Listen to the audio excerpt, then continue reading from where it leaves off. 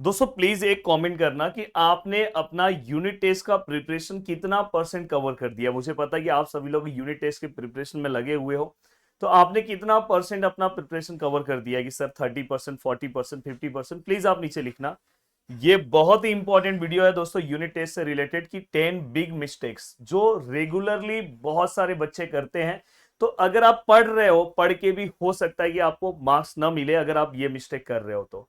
क्योंकि बहुत बार हम ये देखते हैं कि इनपुट बहुत अच्छा लगा रहता है पर आउटपुट नहीं आता। तो ये कुछ मिस्टेक की वजह से नहीं आता दोस्तों। तो यहां पे मैं बताने जा रहा हूं वन वन। पहली चीज, सबसे पहला, पुअर टाइम मैनेजमेंट। अगर आप देखोगे कल मैंने एक वीडियो बनाया था 9.5 पॉइंटर्स के लिए आपका रूटीन किस तरह से रहना चाहिए, वो वीडियो मैंने बनाया। तो पुअर टाइम मैनेजमेंट हो सकता है कि आप इस तरह से देखो, हर टाइम पे ना पढ़ने की चीजें अलग होती है। जैसे अभी आप कॉलेज से गए, कॉलेज से घर पे जाने के बाद आपने रेस्ट किया, रेस्ट करने के बाद ना आपको कोई ना कोई मैथ्स या मैकेनिक्स ऐसे सब्जेक्ट्स लेके बैठने चाहिए। अगर आप थियरी सब्जेक्ट्स लेके बैठ जाओगे तो ये टाइम मैनेजमेंट वाइज सही नहीं है। और पता चला आप 10 मिनट पढ़े, फिर 20 मिनट आप उठ के चले गए, फिर 10 मिनट पढ़े, फिर 20 मिनट उठ रहे हो। अगर इस तरह से रूटीन कर रहे हो, दिखने में तो लग रहा है कि आप बहुत पढ़ रहे हो, पर उसका रिजल्ट कुछ नहीं आने वाला। तो दोस्तों अगर आप यूनिट टेस्ट का प्रिपरेशन कर रहे हो तो ये चीज का ध्यान रखो कि पुअर टाइम मैनेजमेंट, कि आपका टाइम मैनेजमेंट बहुत अच्छा होना चाहिए।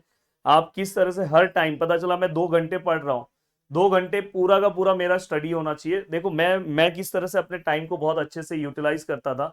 मैं अगर समझो 5 घंटे पढ़ने बैठा या 2 घंटे 3 घंटे जब भी मैं पढ़ने बैठा, तो मैं क्या करता था पता है कि मेरा जो आउटपुट है वो भी मैं चेक करता था। 1 घंटा पढ़ने के बाद मैं देखता था कि मैंने कितने क्वेश्चंस किए। पता चला मैंने 1 घंटे में बस 5 ही क्वेश्चन किया, तो थोड़ा सा मुझे टेंशन आता था, यार 1 घंटा हो गया बस मैंने 5 ही क्वेश्चन किया। फिर दूसरे घंटे में मैं उसको थोड़ा सा बढ़ाता था। तो हर कम से कम 10 मिनट 5 मिनट में एक क्वेश्चन सॉल्व होने चाहिए। तो ये भी एक फोकस होना चाहिए कि आप किस तरह से अपनी चीजों को फोकस वाइज कर रहे हो। नहीं तो पता चला आप पढ़ रहे हो और बीच में मोबाइल चला रहे हो, तो ये थोड़ा सा अच्छा नहीं रहेगा। नेक्स्ट है, सबसे ज्यादा इंपॉर्टेंट है दोस्तों, कि देखो हर सब्जेक्ट कुछ ना कुछ चीजों की मांग होती है। जैसे अगर आप देखोगे कुछ ना कुछ चीजें रहती है। जैसे अगर मैंने बोला कि अगर आप मैकेनिक्स की तैयारी कर रहे हो तो फ्री बॉडी डायग्राम बनाना है। मैथ्स की अगर आप तैयारी कर रहे हो तो आपको क्या करना चाहिए दोस्तों, फॉर्मुलेज ये सब लिखने चाहिए। 12th का बेसिक फॉर्मूले पूरे के पूरे कवर कर देने चाहिए। तो हर चीजें, कहीं पे अगर कुछ फॉर्मूला आ रहा है, कुछ कॉन्सेप्ट आ रहा है तो उसको लिखना चाहिए। डायग्राम्स है तो डायग्राम्स बनाना चाहिए। तो अगर आप इग्नोर करोगे इंस्ट्रक्शंस को, जो भी इंस्ट्रक्शंस मेंशन है उसके अकॉर्डिंग आपको पेपर्स को क्या करना चाहिए दोस्तों, लिखना चाहिए।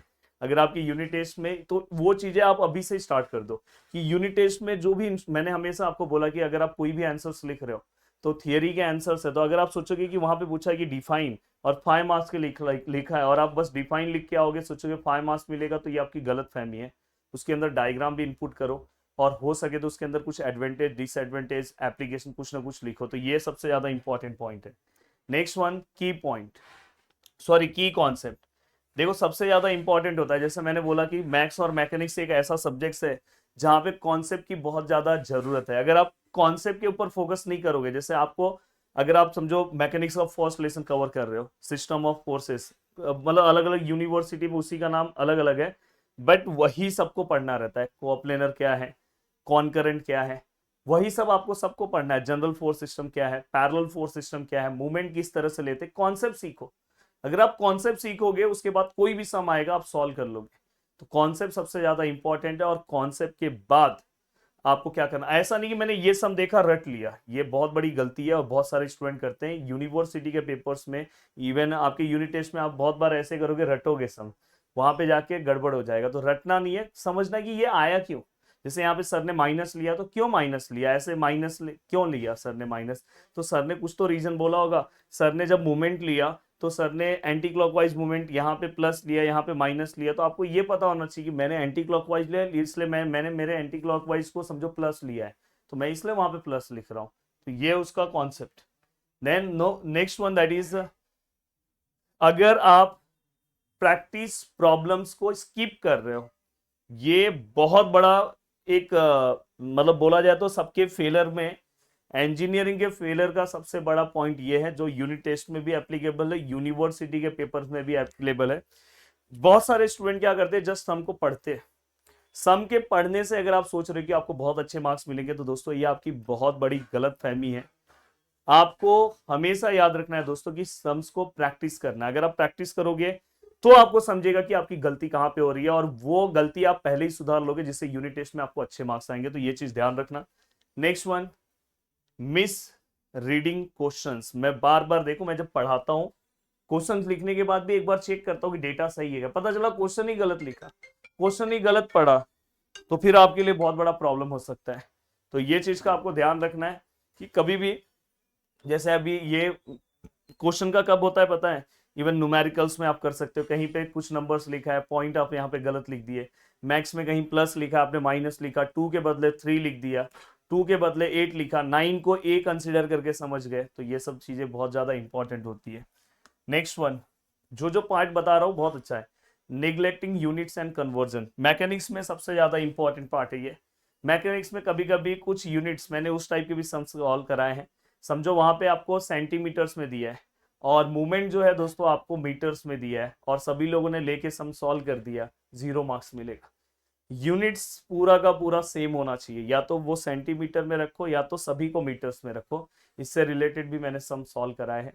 तो इसलिए मैं बोल रहा हूँ कि इसकी वजह से बहुत बार बहुत सारे लोग फेल होते हैं। तो ये चीज का भी आपको ध्यान रखना है। मेरे हर वीडियोस में कुछ नया आपको सीखने मिलता है। Next one, syllabus. आपके यूनिट टेस्ट का क्या सिलेबस है, उसके अकॉर्डिंग आपको पढ़ना है। अगर आप नीचे कमेंट करते हो तो मैं आने वाले टाइम में आपको मोस्ट इंपॉर्टेंट क्वेश्चंस भी प्रोवाइड कर दूंगा। पर most important questions unit test के जो है दोस्तों, वो आपके कॉलेज में जो आपको प्रोवाइड करते हैं वही है। बट जो टॉपिक से आप नीचे कमेंट करो तो मेरा नेक्स्ट वीडियो आ जाएगा मोस्ट इंपॉर्टेंट क्वेश्चंस। तो आप अपने अपने कितने टॉपिक्स आ रहे हैं यूनिट टेस्ट में नीचे कमेंट करते जाओ, मेरा नेक्स्ट वीडियो आएगा मोस्ट इंपॉर्टेंट क्वेश्चंस। हाँ, बट थोड़ा सा अपनी टीचर्स को फॉलो करना, क्योंकि आपके टीचर्स जो कॉलेज में पढ़ाते हैं वही पेपर में डालते हैं। मैं यहाँ पे जो क्वेश्चंस दूंगा वो यूनिवर्सिटी के लिए इंपॉर्टेंट होगा, बट आपके यूनिट टेस्ट में भी आप उस क्वेश्चंस को फॉलो कर सकते हो। ओवर कॉन्फिडेंस में मत आना। बहुत सारे बच्चों को मैं देख रहा हूँ बहुत ओवर कॉन्फिडेंस में, मेरे लिए तो मैं इस ये सब्जेक्ट्स तो ऐसे ही कर दूंगा, और जब जिस दिन फाइनल एग्जाम रहेगा यूनिवर्सिटी का, उस दिन उनको समझ में आएगा कि यार मेरा तो कुछ नहीं हुआ, मेरे से जो पहले से जो डर रहा था वो अच्छे से प्रैक्टिस करते हुए आगे निकल गया, क्योंकि उसके अंदर डर था कि मेरे को करना पड़ेगा। कुछ लोग ऐसे, ये तो इजी है, ये तो मैं ऐसे ही कर दूंगा। ये चलो कॉन्फिडेंस होना चाहिए, पर जब ओवर हो जाएगा तो गलत हो जाता है। ओवर कॉन्फिडेंस कभी नहीं होना चाहिए। तो ये चीज का ध्यान रखना है। नेक्स्ट है दोस्तों इसके बाद डायग्राम एंड ग्राफ। मैं हमेशा बोलता हूँ कि अगर आपको इंजीनियरिंग में थियरी सब्जेक्ट्स में बहुत अच्छा मार्क्स स्कोर करना है, मैंने बहुत सारे थियरी सब्जेक्ट्स में रिकॉर्ड्स बनाए हैं, अगर आपको वैसे मार्क्स स्कोर करना है तो आपको डायग्राम्स एंड ग्राफ पे बहुत अच्छा फोकस करना चाहिए। अगर आप उसको इग्नोर कर रहे हो तो बहुत गलत कर रहे हो। और सबसे ज्यादा important point, point number 10, teachers का रोल आपके सक्सेस के पीछे बहुत ज्यादा इंपॉर्टेंट होता है। तो हमेशा वैसे टीचर्स को फॉलो करो जो टीचर्स सच में आपको सही रास्ते से सही जगह पे पहुंचा सके। और आप यहाँ पे इवन कॉलेज में भी कुछ कुछ टीचर्स बहुत अच्छे होते हैं, तो आप कॉलेज के टीचर्स को भी फॉलो कर सकते हो। तो आप अब इतने समझदार हो गए हो कि जो आपको टीचर्स पढ़ा रहा है, पता चला कि वो टीचर्स को खुद पढ़ने की जरूरत है, तो फिर अगर आप उस टीचर्स को फॉलो कर रहे हो तो लास्ट टाइम पे आपका डिसीजन गलत हो जाएगा। इसलिए हमेशा उस टीचर के ऊपर भरोसा करो जो टीचर्स ने आपको हमेशा सपोर्ट किया है, और जो टीचर्स की चीजें आपको समझ में आती है। इवन कॉलेज में हो या कहीं पे भी हो, डायरेक्ट आंख बंद करके भरोसा मत करो। हर चीज की चीजें अलग होती है दोस्तों। जैसे ये इंजीनियरिंग है, तो इंजीनियरिंग अगर है तो सच में उस टीचर्स ने इंजीनियरिंग में अगर बहुत अच्छा किया है तो आपको बहुत अच्छे से गाइड कर सकता है। और जो मैं यहाँ पे जो चीजें मैं बता रहा हूँ, मैं इसलिए बता पाता हूँ कि मैं, और मेरे मुंह से आपको सुनने में अच्छा भी लगता है, क्योंकि मैंने मेरे लाइफ में इसी फील्ड में बहुत अच्छा किया है। और पता चला मैं खुद 5 सब्जेक्ट में फेल हुआ रहता और मैं आके यहाँ पे ज्ञान देता। ऐसे भी बहुत सारे वीडियोस बनते हैं यूट्यूब पे, खुद 4 सब्जेक्ट में फेल है और ज्ञान देंगे कि आपको, कि आप इस तरह से एक दिन में पास हो सकते हो। कल मैंने बोला, कल एसपीपीयू वालों का सेकेंड ईयर का एग्जाम था। ये वीडियो जिस दिन मैं अपलोड कर रहा हूँ, आपने देखा होगा कि एसपीपीयू के सेकेंड ईयर के, जबकि ब्रांच अलग अलग होता है, तो भी अपने लाइव सेशन में कितने सारे स्टूडेंट थे, मोर देन अराउंड 450 के आसपास स्टूडेंट थे बस एक ब्रांच के, और लाइव में थे। और उसके बाद जितने लोग पूरे यूट्यूब से पढ़े। तो मैं इसलिए बोलना चाहता हूँ कि अगर आप बहुत अच्छे से अपनी चीज़ों को कवर करना चाहते हो तो प्रदीप गिरी एकेडमी हमारा एप्लीकेशन है, जहाँ पे हमारे मैकेनिक्स, मैथ्स और बाकी भी सब्जेक्ट के कोर्सेज चल रहे हैं। आप उससे ज्वाइन हो सकते हैं। आपके यूनिवर्सिटी वाइज हैं, जहाँ पे हम ज़्यादा क्वेश्चंस प्रोवाइड करते हैं। और आने वाले 4-5 दिन में जिसके जो भी यूनिट टेस्ट में सिलेबस आ रहा है वो मैं कवर करा के दे दूंगा, उसका आप टेंशन मत लेना। मैकेनिक्स का तो हो ही गया है, मैथ्स का जो पार्ट है वो मैं कवर करा दूंगा। तो चलो बाय बाय, टेक केयर, मिलते हैं नेक्स्ट लेक्चर में। जय हिंद दोस्तों।